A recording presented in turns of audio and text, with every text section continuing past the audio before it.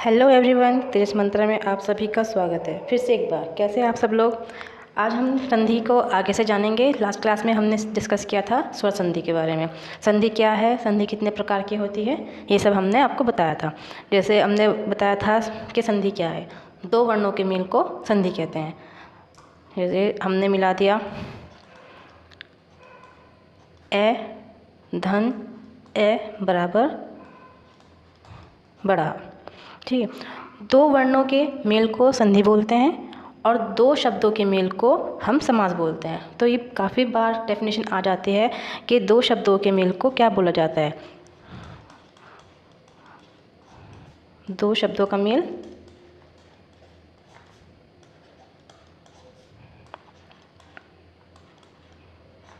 इसको बोलते हैं हम समास।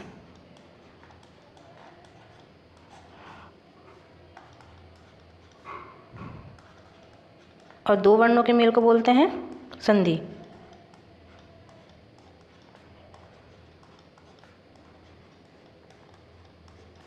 संधि कहलाती है। अब हम जानते हैं, मैंने संधि ये लिखा, एक तो मैंने संधि लिखा ये, और एक मैंने संधि लिख दिया ये, और एक लिखा ये। तो आप लोग बताइए, इसका शुद्ध उच्चारण, जो शुद्ध वाक्य है वो कौन सा है, शुद्ध रूप संधि का, इन तीनों में से। आप देखेंगे, अगर मैं यहाँ पे अंकी बिंदी लगाती हूँ तो ये भी सही है, और यहाँ पे आधा ना का इस्तेमाल करती हूँ ये भी सही है। ये अंकी बिंदी यहाँ पे भी लग रही है और आधा ना यहाँ लग रहा है, ये हमारा गलत हो जाएगा, तो ये नहीं होता। तो ये छोटी सी जानकारी से बेसिक जानकारी आपको दी। आइए हम आगे बढ़ते हैं। मैंने आपको बताया था संधि। संधि कितने प्रकार की होती है।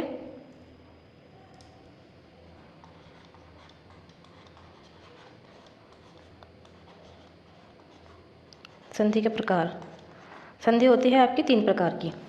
कौन कौन सी। स्वर संधि, व्यंजन संधि,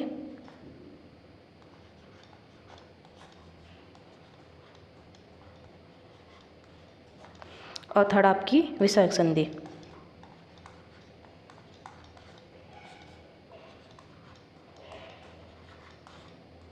ये तीन प्रकार की संधि मैंने आपको बताई थी, ठीक है। अब इसमें था कि स्वर संधि कितने प्रकार की होती है। स्वर संधि अपने आप में 5 प्रकार की होती है, ठीक है। ये आपके 5 प्रकार की आपकी स्वर संधि होती है। मैंने इसके बारे में भी आपको बताया था स्वर संधि कौन कौन सी होती है। अब हम बात करते हैं स्वर संधि कैसे बनती है। हम बात कर रहे हैं संधि कैसे बनती है। स्वर संधि, स्वर संधि तब बनेगी जब आपका स्वर के साथ स्वर का मेल होगा। ये पहली क्लास में मैं आपको बता चुकी हूँ, ये एक रिवीजन करा रही हूँ मैं दोबारा से। जिसने नहीं देखी होगी पहली क्लास तो वो दोबारा से इसका रिवीजन हो जाएगा। व्यंजन संधि, व्यंजन के साथ व्यंजन आ जाएगा।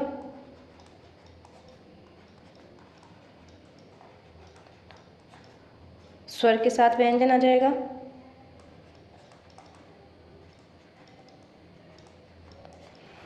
और आपका व्यंजन के साथ स्वर भी आ सकता है,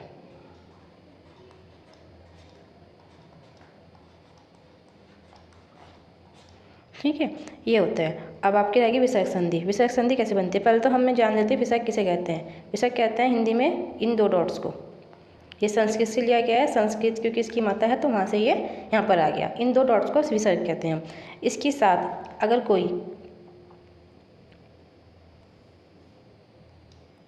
स्वर ऐड होता है या व्यंजन, इसकी विसर्ग के साथ कोई व्यंजन, तो दोनों ही प्रकार से व्यंजन संधि कहलाती है। तो या तो स्वर के साथ आपका जो विसर्ग के साथ है स्वर आ जाए कोई, या विसर्ग के साथ कोई व्यंजन आ जाए, तो दोनों ही कंडीशन में आपकी विसर्ग संधि होगी, ठीक है। फिर मैंने आपको कुछ एग्जाम्पल दिखाए थे, जैसे कि ये आपकी स्वर संधि है। स्वर संधि में मैंने आपको कहा था स्वर संधि कितने प्रकार की होती है। तो स्वर संधि मैंने आपको बताया था 5 प्रकार की होती है। आइए हम देख लेते हैं स्वर संधि के प्रकार। ये आ गया स्वर संधि के मैंने प्रकार बताए थे। पहले तो आ गया आपका दीर्घ स्वर संधि। सेकंड आपका आ गया गुण स्वर संधि।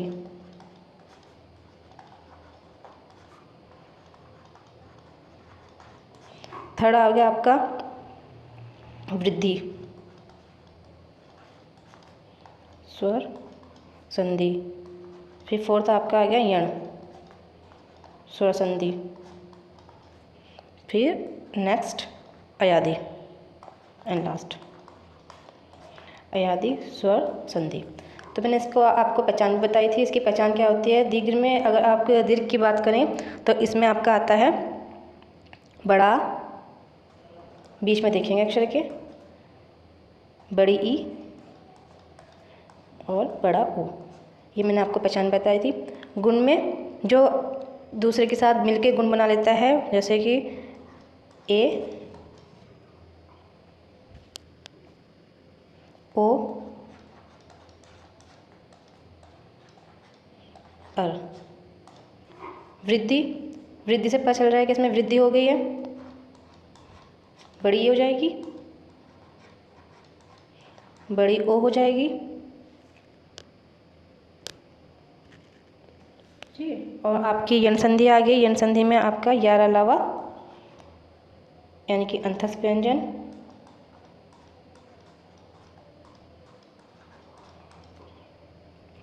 और कोई भी अधूरा वर्ण।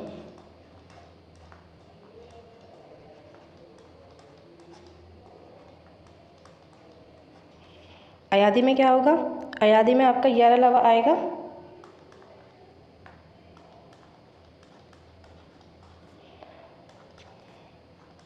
लेकिन कोई अधूरा वर्ण नहीं आएगा, अधूरा वर्ण नहीं आएगा। यहाँ तक का मैं आपको पिछली वीडियो में बता चुकी हूँ। आज जो हम स्टार्ट करेंगे वो स्टार्ट करेंगे हम व्यंजन संधि, ठीक है। जिसने अब तक पुरानी वीडियो नहीं देखी है उस वीडियो को जाके आप हमारी प्लेलिस्ट में देख सकते हैं। अब आप बढ़ते हैं आगे की ओर। देखिए मैंने आपको इनके कुछ एग्जाम्पल बताए हैं, तो ये आप देख लीजिएगा एक बार। बड़ा आ के साथ जो एग्जाम्पल बनते हैं, जो एग्ज़ाम में पूछे हैं वही यहाँ पे मैंने नोट डाउन किए हैं। जैसे गुण संधि आ गई आपकी, ये पहचान ए ओ अर, और इसमें जो आने वाले हैं क्वेश्चन वही यहाँ पे मेंशन हुए हैं। तो एक बार आप ये खुद से रिवाइज कर लेना, क्योंकि अगर मैं ये सब आपको दोबारा रिपीट की तो वीडियो और लंबी हो जाएगी। तो नेक्स्ट अब हम चलते हैं अपने व्यंजन संधि पर। हम आगे व्यंजन संधि पर। हम व्यंजन संधि किसे कहते हैं? सबसे पहले इसके व्यंजन से पता चल रहा हो आपको, व्यंजन है तो यानी कि आपका व्यंजन को पढ़ना पड़ेगा। जैसे हमारे हो गए व्यंजन कितने होते हैं? व्यंजन हमारे 33 होते हैं, कचट तप जितने भी हैं। जैसे हम एक बार देख लेते हैं कौन कौन से व्यंजन होते हैं। जैसे हमारा होता है का वर्ग,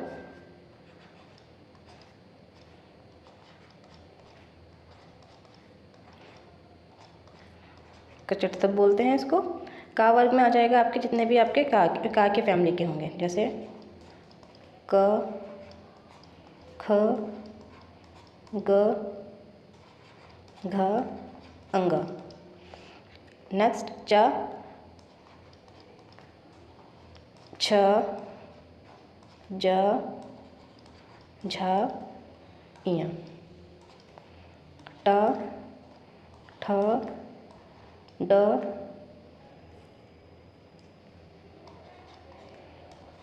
ढ, न, प। तो ये आ गए हमारे जितने भी हमारे व्यंजन होते हैं। ये आपने देख लिए होंगे, का से स्टार्ट होते हैं, ये का से लेके माँ तक।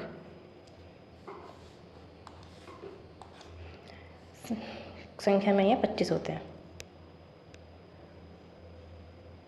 नेक्स्ट देखते हैं हम व्यंजन संधि पर आते हैं। ये व्यंजन हो गए हमारे। व्यंजन संधि यहाँ से स्टार्ट होती है। व्यंजन संधि की परिभाषा क्या है? व्यंजन के बाद यदि किसी स्वर या व्यंजन के आने पर उसमें उस व्यंजन में जो परिवर्तन होता है वह व्यंजन संधि कहलाता है। ये मैंने आपको बताया कि व्यंजन के बाद कोई व्यंजन भी आ सकता है और स्वर भी आ सकता है, और व्यंजन के बाद व्यंजन भी आ सकता है, तभी ये स्वर संधि होगी, सॉरी व्यंजन संधि होगी। तो ये आप देख लीजिए पहचान, स्वर के साथ कोई व्यंजन, व्यंजन के साथ कोई स्वर या व्यंजन के साथ व्यंजन, ये इसकी पहचान है। आइए हम आगे इसके नियम पढ़ते हैं। नियम क्या है? क्योंकि जो हमारी व्यंजन संधि है ये पूरी नियम पर आधारित है। नियम याद रहेंगे तो हम कुछ भी कर ले जाएंगे, ठीक है। बाकी आप जो बढ़ेंगे वो मैं आपको बताती रहूँगी लाइन बाय लाइन जो भी है।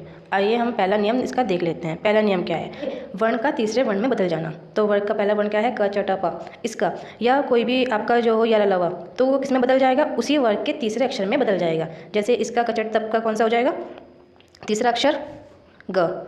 चा का कौन सा हो जाएगा, जा। टा का डा। ता का दा। पा का बा। तो वो अपने में ही बदल जाएगा। तो आइए देखते हैं कैसे बदलते हैं। तो ये लिखा मैंने दिक का है, क देखा आपने। तो ये किस में पहला वर्ग है, तो किस में बदलेगा, ये अपने तीसरे में। तो आप ऐसे पढ़ सकते हैं क ख ग। तीसरा वर्ण कौन सा होता है, ग। तो यहाँ बदल गया ये ग में, देखा। क पहला था, ये अपने तीसरे अक्षर में बदल के दिग्दर्शन हो गया। दूसरा देखते हैं ता। ता अपने वर्ग का पहला अक्षर है, तो ये अपने तीसरे में परिवर्तन होगा। तो हम ता की लाइन बोलेंगे, त थ द। तो ये कौन सा आ गया, द। दादावाद, सद्बुद्धि, तीसरे में बदल गया। ऐसे ही देखेंगे ये भी का है, तो इसका तीसरा वर्ण कौन सा हो गया, ग, दिगंबर। तो ऐसे ही हम कुछ और एग्जाम्पल देख लेते हैं।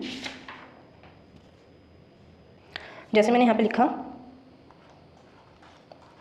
दिक जमा गज, तो हमें इससे कोई मतलब नहीं है, हम ये देखेंगे का पहला वर्ण है अपने उसका पहला, तो इसको लिखेंगे तो पहले को हम तीसरे में बदल देते दिग। एक गा यहाँ पे पहले ही है, तो उसे ऐसे चीज़ रहने देंगे, दिग्गज, ठीक है। अब आगे आते हैं, नेक्स्ट देख लेते हैं हम। नेक्स्ट क्या है हमारा जो दूसरा नियम है, वर्ग के पहले वर्ण का पांचवें वर्ण में परिवर्तन। पहला वर्ण तो आपको पता ही चल गया होगा, सबको रट भी गया होगा, कचट तप। इसको ऐसे अगर पढ़ोगे ना, कचट तप गजट तप, तो आपको जल्दी याद होगा। तो पहले वर्ण का अपने अंतिम वर्ण में बदलना। तो अब आइए देखते हैं। तो इसमें पहला वर्ण क्या है आपका, कचट तप हो गया। इसके बाद कोई भी अनुस्वार आपको पता है, जो पांचवा वर्ग का पंचम अक्षर होता है उसको अनुस्वार बोलते हैं, पंचम वर्ण को। तो वो अपने ही वर्ग के अनुस्वार में, मतलब यानी कि अनुनासिक अंगा, अया, ना, मा में बदल जाएगा। जैसे देख लेते हैं एग्जाम्पल, वाक पहला हुआ अपने आपका, तो इसका अंतिम कौन सा होगा, इसके लिए हमें देखना पड़ेगा का वर्ग लिखते हैं हम। जैसे मैंने लिखा क, ख, ग, घ, अंग, तो इसका अंतिम पांचवा, 1 2 3 4 5, तो 5 में बदलेगा। तो वा लिखा, तो यहाँ पे लिखेंगे ये डम मात्र। जैसे ए लिखा डाक जमा नाक, तो इसका भी तीसरा अक्षर वो पंचम अक्षर क्या है, अणा, तो इसको लिखेंगे हम दाग नाग, दाड़ नाग। जैसे ये ता ले लेते हैं, जगत ता का अंतिम वर्ण कौन सा होगा, ता की लाइन लिखते हैं यहाँ पे, त थ द ध ना है, आधा ही आएगा, पूरा नहीं आएगा। जैसे ये हो गया जगन, ता की जगह ना आ गया।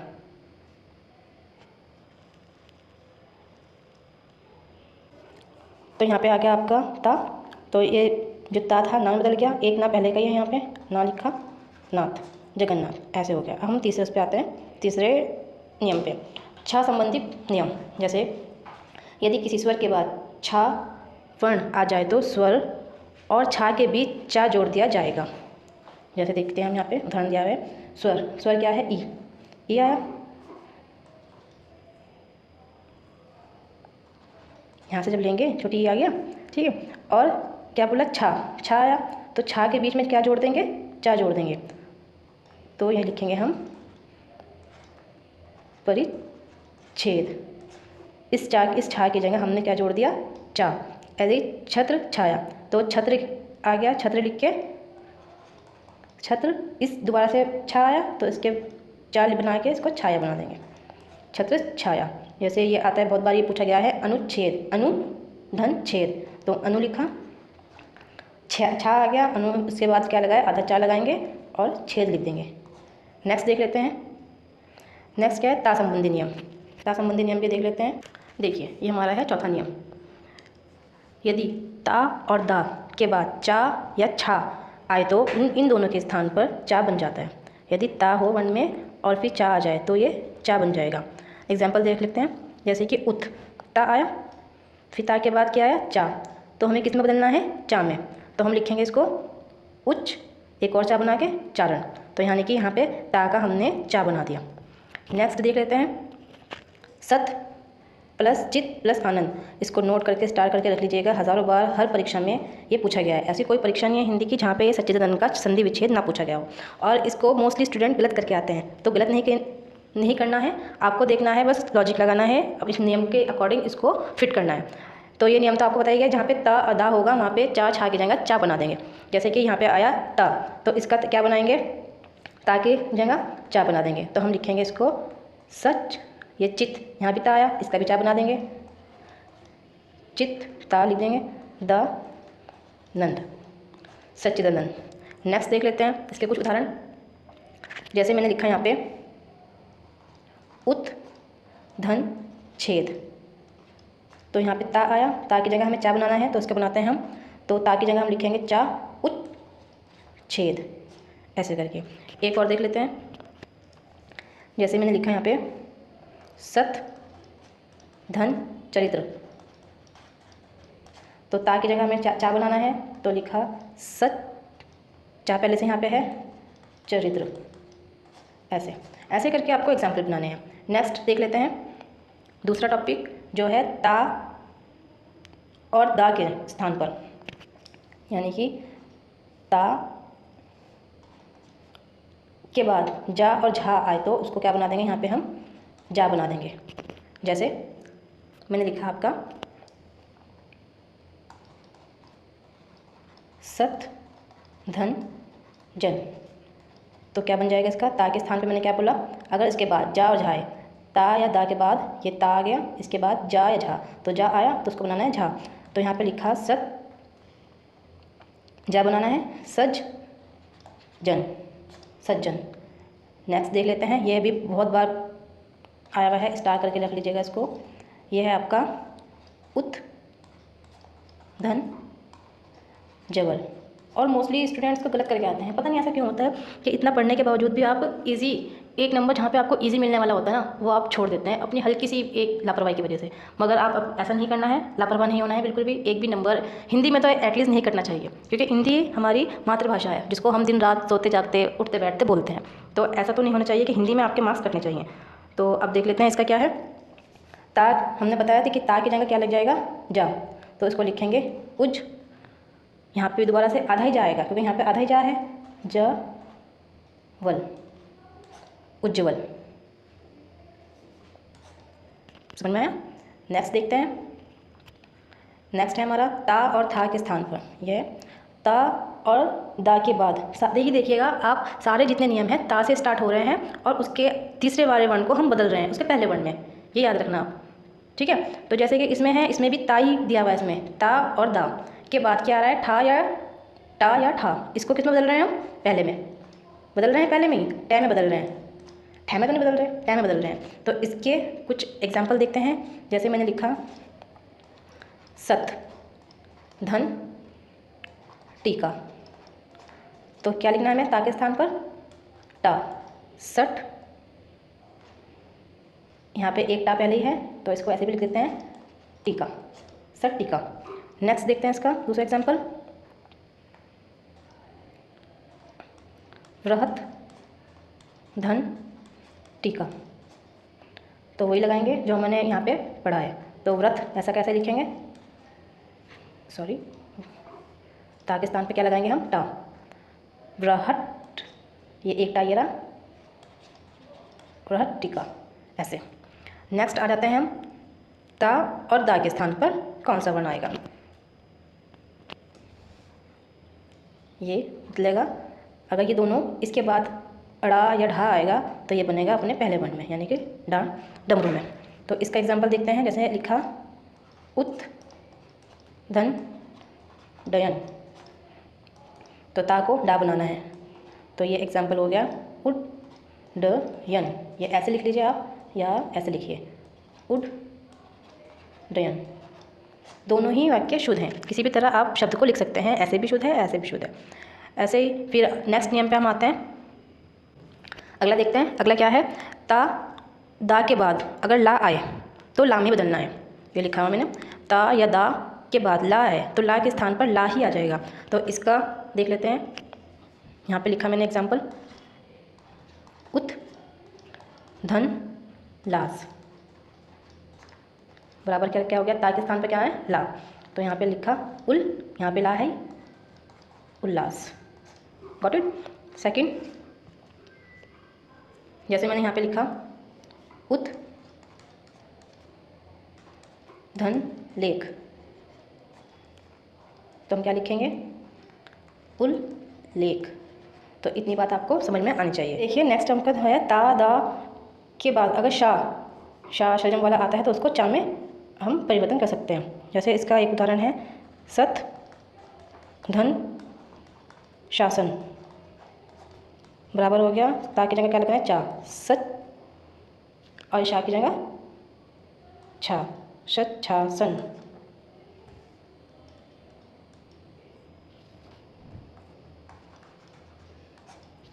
नेक्स्ट आते हैं,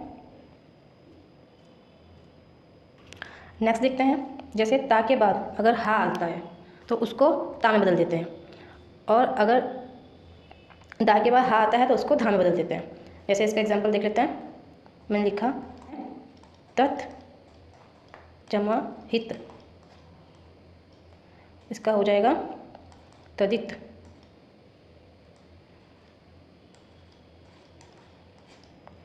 आगे बढ़ते हैं, खत्म होने वाले हैं सब।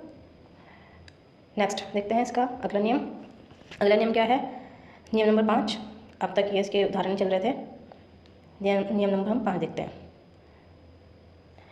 माँ के बाद जिस वर्ग का व्यंजन आता है अनुस्वार उसी वर्ग का नासिक यानी कि अणा न म अथवा अनुस्वार बन जाता है। आइए अब देखते हैं कैसे बनता है। जैसे हमने लिखा यहाँ पे सम प्लस लिप्त, बराबर करके इसको हम 5 कक्षा में बदल देंगे, इसके ऊपर चल जाएगा बिंदु तो हो जाएगा ये सम लिप्त। दूसरा सम धन वेग, तो क्या बन जाएगा इसका समवेग। तो ऐसे ही आप वीडियो को देखते रहिए और हम आपको इन्फॉर्मेशन देते रहेंगे। यह आपका संधि था, संधि में आपका व्यंजन संधि, ये भी टॉपिक फिनिश नहीं हुआ है, ये हम कल की वीडियो में डिस्कस करेंगे। बाकी का अभी आपका रह गया है विसर्ग संधि। ये आपकी स्वर संधि व्यंजन संधि हो चुकी है, अब आपकी विसर्ग संधि का टॉपिक कल की वीडियो में एंड हो जाएगा। तो जब तक के लिए इजाज़त दीजिए और मुस्कुराते रहिए। Thank you.